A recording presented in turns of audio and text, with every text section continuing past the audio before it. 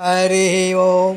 తేదీ 15/8/24 గురువారము. ముందుగా భక్తులకు స్వాతంత్ర దినోత్సవ శుభాకాంక్షలు.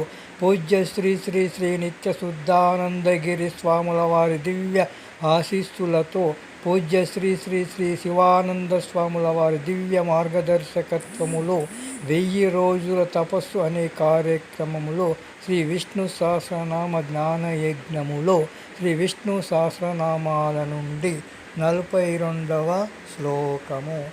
వ్యవసాయో వ్యవస్థానః సంస్థానః స్థానదో ధ్రువః పరర్థే పరమస్పష్టః తుష్టః పుష్టః శుభేక్షణః.